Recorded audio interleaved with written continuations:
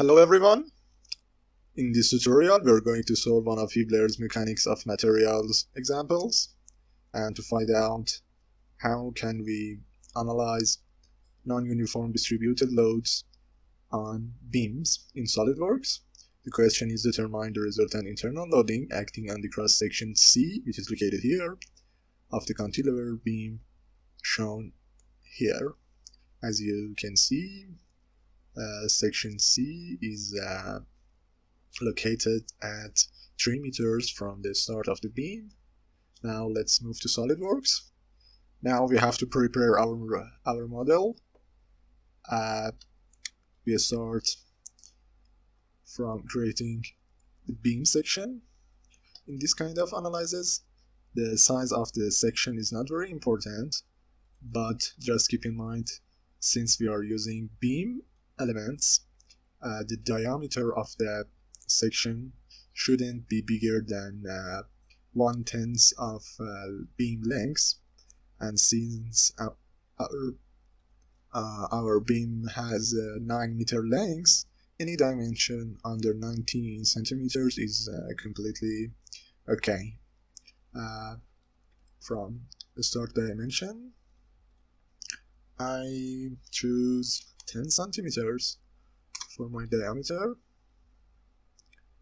and we are going to extrude it for 900 centimeters, which is 9 meters. And yes, our model is completely ready. Now let's move to simulation, new study, static.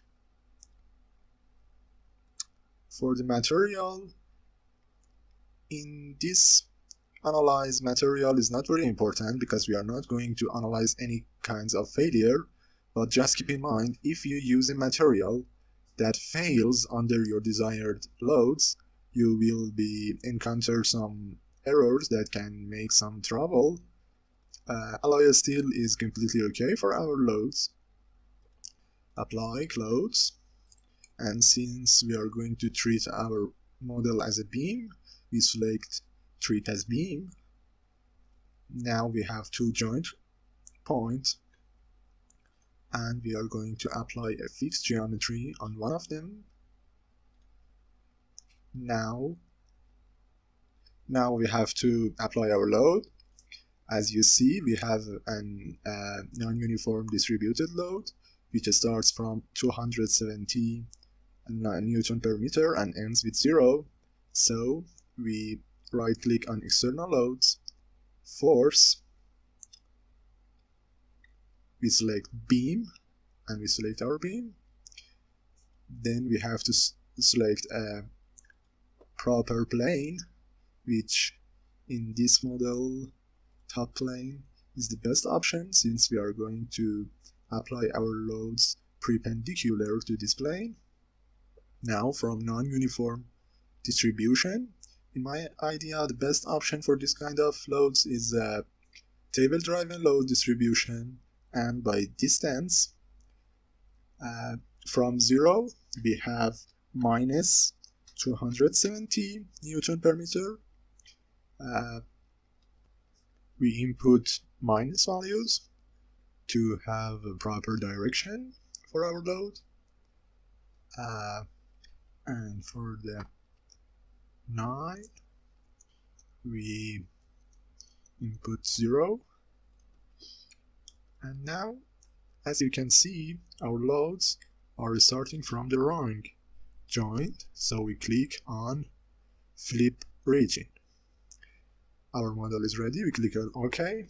Now we mesh the model, and we are ready to run.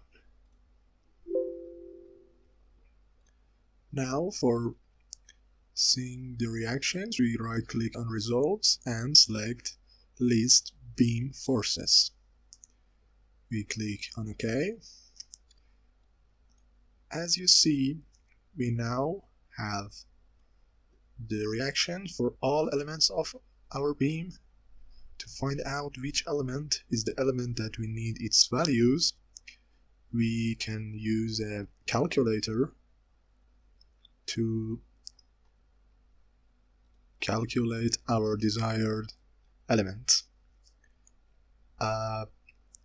we can see that we have 218 elements and our model had 9 meter length. So if we use a calculator, we can multiply 218 to 6. Why am I using 6? Because if you look at the model, C is 3 meters from the start of the beam, but as you saw, SolidWorks started the beam from this point. So I'm multiplying it in 6, which is the distance from the end of the section. Okay, now we divide it to 9 to get 145, and we can estimate that our element is either 145 or 146.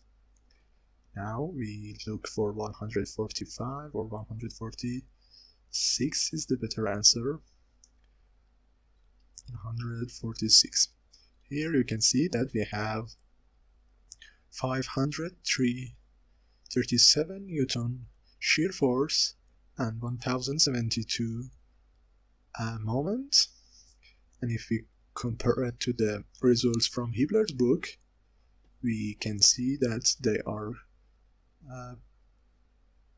acceptably close.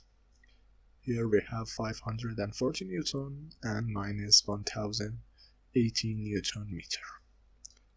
Thank you. If you had any question, ask in the comments and don't forget to click on subscribe. Good luck.